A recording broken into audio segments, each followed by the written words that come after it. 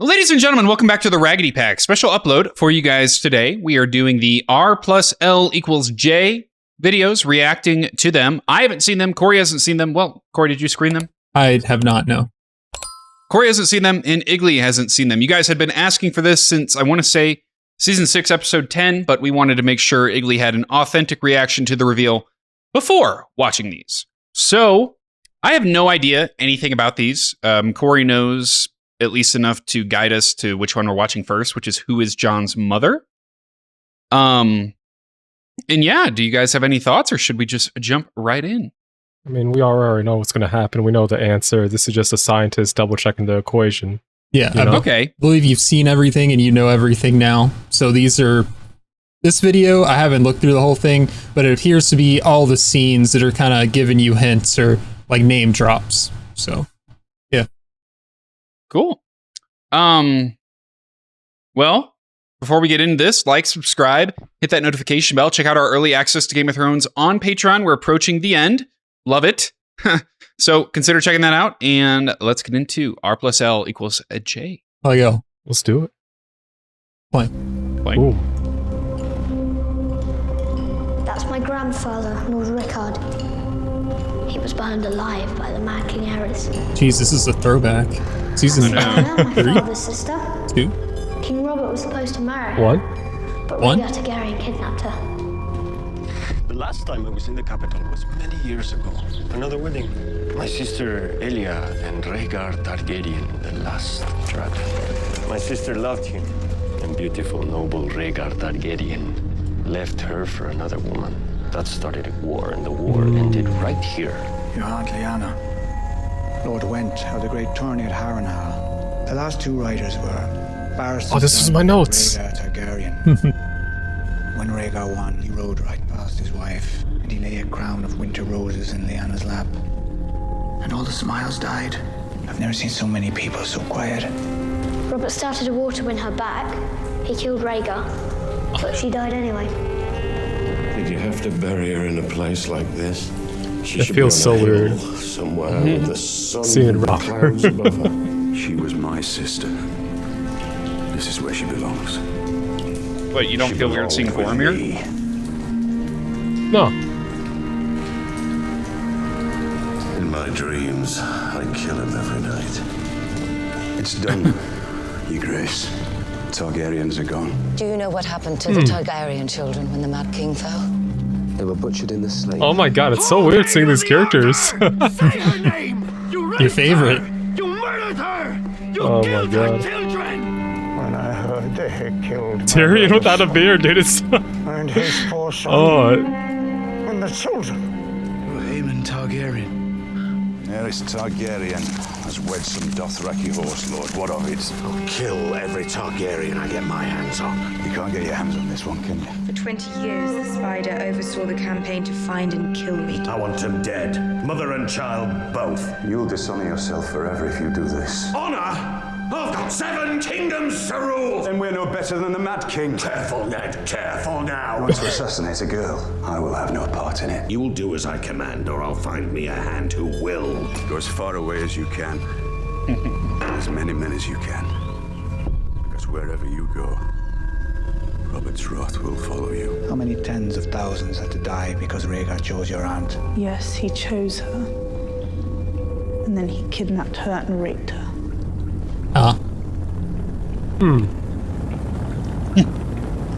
he was like, Baelish knew. you think he knew? He had a look. Men died for him because they believed in him, because they loved him. Rhaegar fought valiantly. Rhaegar fought nobly. Rhaegar died. Did you know him well, Sir Barristan? I did, Your Grace. Finest man I ever met. He liked to Seems walk like a among the brother to people. He liked to sing to them. He sang to them.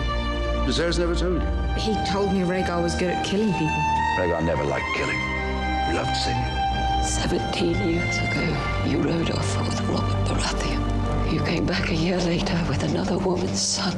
Find you at the feast? Lady Stark thought it might insult the royal family to see the bastard in their midst. Uncle Benjen. I want you to leave. I never met my mother. My father wouldn't even tell me her name. I don't know if she's living or dead. Your bastard's mother. Well, she's Never told dead. me what she looked like. No, will I? You hated that boy, didn't you? How could you not hate him? The walking, talking reminder that the Honorable Lord Eddard Stark fucked another woman. You think highly of this boy. Good. Lord Commander of the Night's Watch. Bastard by some tavern slut. Perhaps, but that wasn't Ned Stark's way. Bro, Must have been a rare Wednesday Stannis, to make dude. Lord Eddard Stark forget his honor. What is honor compared to a woman's love? What is duty against the feel of a newborn son in the You think Aemon knew? You are a Stark. Hate Stannis all you want. Dude was smart. Is my mother alive? Does she know about me, where I am, where I'm going? The next time we see each other, we'll talk about your mother. Still waiting. Ah, man. Did you forget about that, Igley? No, I think you guys mentioned that to me.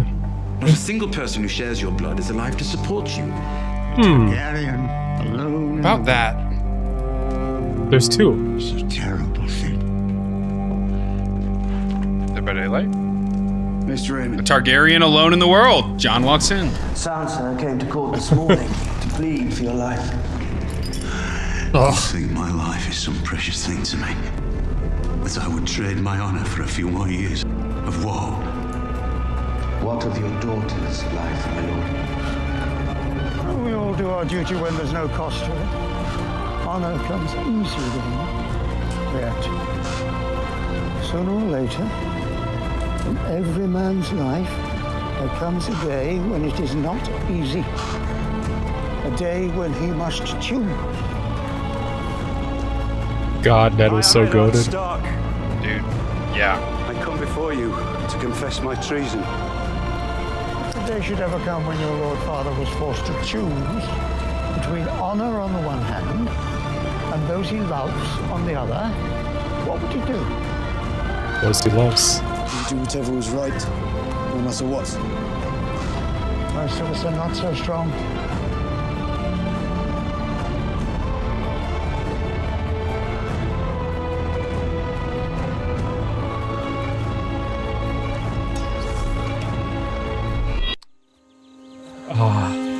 When my husband Is the brought that actor lady just home from the cursed? war, I couldn't Yes. bear to look at her. That's the funny joke with Sean Bean is that every So role I he prayed plays to in, he God. dies. Take him away.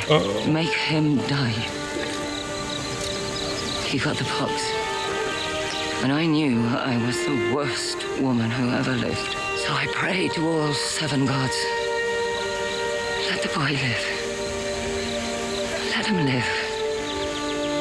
And I'll love him. I'll be a mother to him. And he lived. And I couldn't keep my promise. Damn. And everything that's happened since then. All this horror that's come to my family. It's all because I couldn't love a motherless child.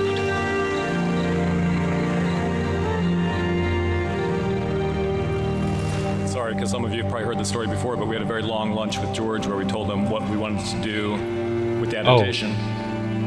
And we had a 3-hour talk. At the very end of it, George said, okay, who is Jon Snow's real mother? And there was a very long pause, and I looked at Dan, and Dan looked at me, and we threw out a guess, and he kind of nodded, and then he let us take the show.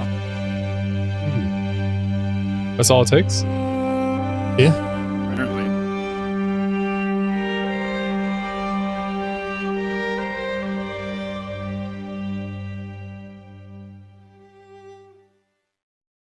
That's a nice trip down memory lane.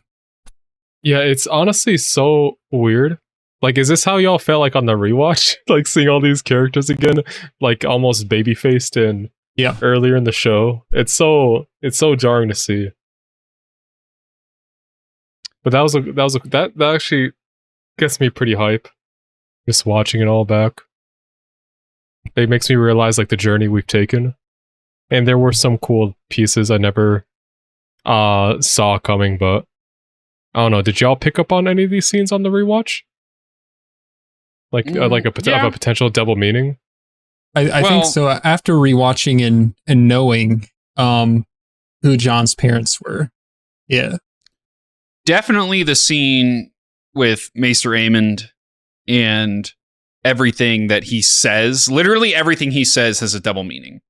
Mm-hmm. And it's really interesting, like, when they decided John was a Targaryen, whether it was George or whether it was Dumb and Dumber, when they decided, because it's like every scene that Bro is in, that he mentions the Targaryens, from the moment that he says, I'm Aemon Targaryen,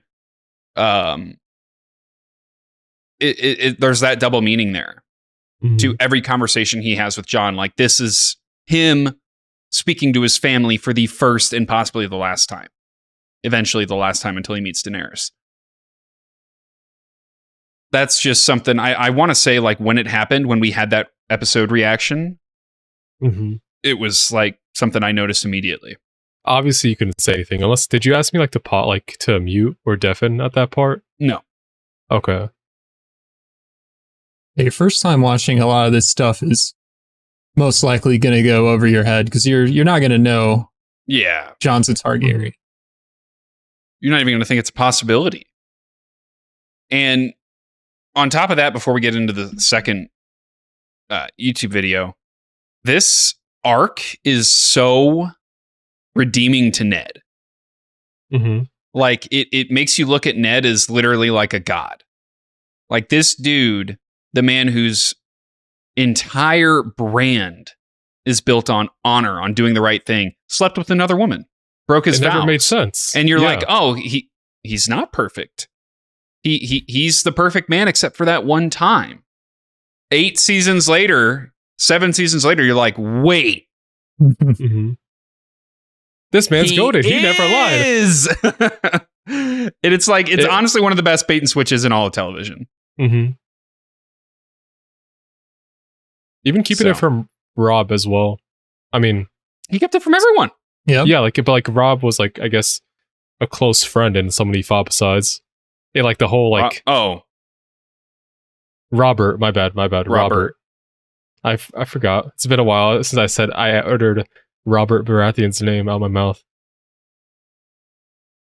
Now, that scene with Stannis, though, I did not pick up on that probably at the time, but right now watching it back, I'm like, dude is literally so smart. He has no basis to stand on other than Ned is an honorable dude. Saw it in the flame. So maybe not. If he wasn't written so horribly in the show, it's like you would have seen that version of him the whole time. You would have seen Book Stannis the whole time. That's Book Stannis. That's Giga Chad Stannis. So sure. You just like to hate, and I get it. I do. You're the antagonist, and that's fine. Of course, Spooky. I'm the antagonist. Right. So anyway, we have another one. Yeah, we do. Are we ready? I'm ready. I gotta get it up. Chill. Well, like I was saying, are we ready? And then we pause and actually get ready. Okay, you just don't know show business.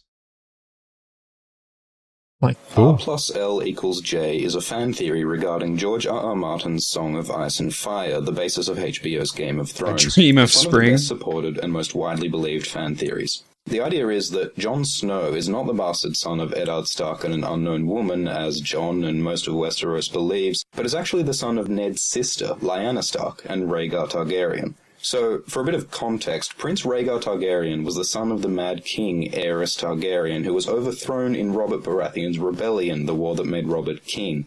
Should I be worried about that family the tree? Helen of Troy of Westeros, because Robert's rebellion started when Lyanna, who at the time was betrothed to Robert, was abducted by, or more likely ran away with, Prince Rhaegar, who was already married to Elia Martell. Rhaegar spent the start of the war in the Tower of Joy in Dorne with Lyanna, before going off to battle and to his doom in the form of Robert's hammer.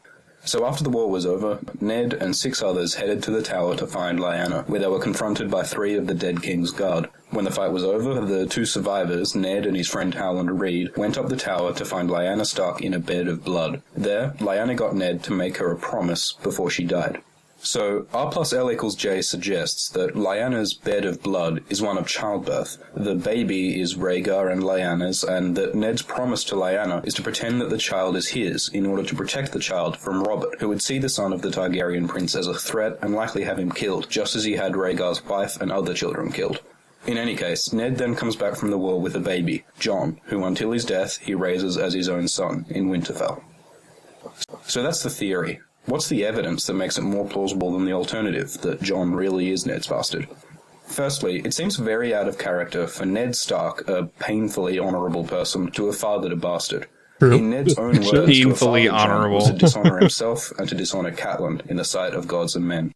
Ned isn't like Robert, who would swear undying love and forget them before evenfall. Ned keeps his vows. So right away, it seems unlikely that Ned would break his wedding vows to Catelyn by fathering Jon. At one point, Ned refers to Jon as his blood, but he never calls him his son. At one point, he internally lists his children, naming Robb and Technicality. Sansa and Arya and Bran and Rickon. The very next line he mentions Jon, but not as part of the list of his children. Speaking of Arya, Jon is said to look like her, and Arya is said to look like Lyanna.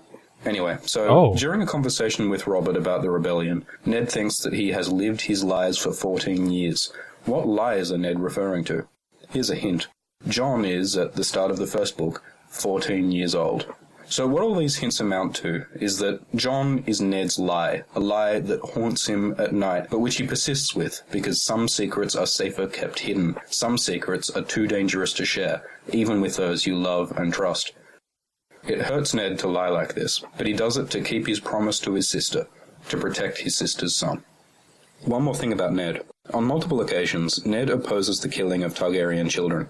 When Robert orders the assassination of Daenerys and her unborn child, Ned refuses, hurting his friendship with Robert and endangering his honour and life by disobeying the king. The other example is his opposition to the killing of Rhaegar's wife and children at the sack of King's Landing. This refusal to kill children for the sake of their Targaryen blood is mirrored by Ned's protection of Jon. To return briefly to the Tower of Joy, it seems very odd for 3 members of the Kingsguard to be there with Lyanna Stark. Shouldn't they be protecting the siblings of the now-dead prince? A very good explanation for their presence is that they were guarding the unborn heir apparent, the son of the prince, Jon. So now to Essos, for a biggie in terms of textual evidence. While in the House of Undying, in Karth, Daenerys has a vision of a blue flower growing from a chink in a wall of ice and filling the air with sweetness. Blue flowers, specifically blue winter roses, are consistently associated with Lyanna Stark. At the tourney of Harrenhal, Rhaegar selected Lyanna as the Queen of Love and Beauty over his wife, and presented her with a crown of blue winter roses.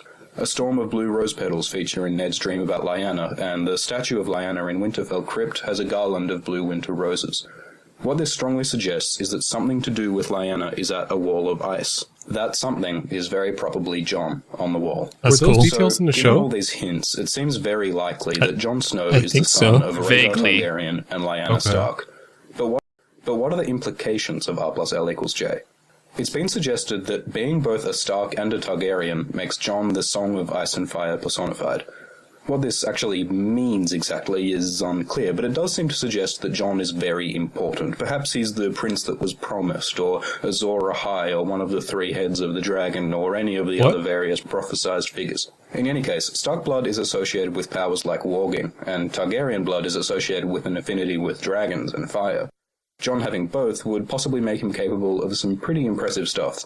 A more concrete implication is that if Jon is the son of Prince Rhaegar, he has a claim on the Iron Throne, more so than Dany, actually. That's assuming, though, that Rhaegar and Lyanna were secretly wedded, which could have happened despite Rhaegar's existing marriage to Alia. Polygamy is a bit of a thing with Targaryens, but if they weren't married, Jon would still be considered a bastard and an illegitimate contender for the throne, though he could possibly be legitimized. Jon's vows with the Night's Watch are another complication. He's sworn an oath to hold no lands, to wear no crown, so surely he can't be king. And even if he could overcome that barrier, would anyone believe his claim to the throne? How could he prove his parentage? And besides, it seems doubtful that Jon would even want the throne. Powers and thrones aside, finding out his true parentage would be very significant for Jon personally. He's always struggled with rejection from Cat, alienation from being a bastard, and the difficulty of not knowing his mother. Finding out his true parentage would undoubtedly be a big deal for him, if not for all of Westeros. So that's R+L = J, the main evidence and some of the possible implications. Let me know in the comments what you think of the theory, and whether you'd like to see more videos on A Song of Ice and Fire fan theories, some of which are pretty crazy and awesome. If you're interested in the Song of Ice and Fire fan theories and discussion, you might like to check out Westeros.org, the wiki, and the subreddit.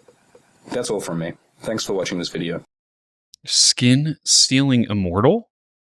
Yeah, what's that about? Theories get crazy. There's some concepts that were dropped I was not even aware of. What is it? What was it said? Azoi Ahai? Azor Ahai is the prince that was promised. Oh, okay. And one of the 3 heads of the dragon? But it seemed like that theory was just like, it was quoting the books, yeah? It wasn't quoting the show a lot of the time. It showed footage from the show, but the sources were all coming from the books, which make more sense. It's the original stuff. So I'm wondering like how much like some of those details, like I kind of want to go back and see like the vision Dany saw in the Tomb of Undying and see like if they do the detail of the blue rose in the wall. Listen to me. What? Do not until Okay. after season 8. That's fine. Okay. I will say in the show during that scene you're talking about, I remember seeing the wall. I don't remember seeing a blue flower.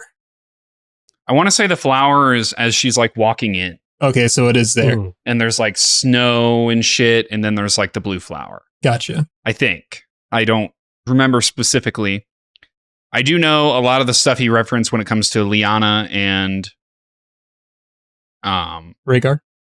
Rhaegar is mostly just alluded to in the show. Mm-hmm. Kind of talked about, but not specifically shown in every case. Like obviously the tournament at Harrenhal when you have Rhaegar ride past Elia and go up to Lyanna, that's not shown, that's just alluded to. That's just talked about. So like obviously in the books, you know, that flashback happens a little bit more fleshed out. Mm-hmm. So yeah. There's also a crazy theory about warging into a dragon. I didn't know the way like the video made it seem is that warging is attributed to Starks, but I'm assuming it's attributed more to the globally. blood of the first men. Okay, the Northmen. Mm-hmm. That's why you see like wildlings able to do it. That's why Bran's able to do it. You have all these people that are of the North that have that ability versus like, you know, anybody from the South. Jaime, Tyrion, like they all don't have that ability for obvious reasons. Yeah. That's pretty sick. This came out, I'm assuming, before season 7. Yeah, this is a very old theory, right? I don't see it. 2014, 10 years, so that would have been like season 4 or 5. Oh, damn. Well, I think this theory might even be before that because in the description it says R+L+J equals J is one of the biggest and oldest Game of Thrones A Song of Ice and Fire. It would have originated in the book. Now, 2014 is when season 4 came out. So this video was uploaded either right after season 4 or during season 4. So obviously wasn't confirmed confirmed, but season 6, episode 10. But the scene that could really get you is when Ned heads to the Tower of Joy, fights the Sword of the Morning, and she's like, promise me, Ned, promise me, blah, blah, blah. That could help you understand like, oh, what's going on here. Or you ignore that scene like I did, probably like Corey did. It's like, that's weird. I guess Rhaegar killed her. I don't know. And go from there, you know? But it showed the baby. I don't scene. I can't even remember. It did not show the baby. In the show? Oh, well, not until the second time we went to the Tower of Joy, right? Okay. When we went to the Tower of Joy the first time, it was Lyanna screaming. Ned went up there. That was it. Okay. Gotcha. The baby was not shown until the finale of season 6. That would have been fun, like browsing Reddit and just seeing those theories crop up.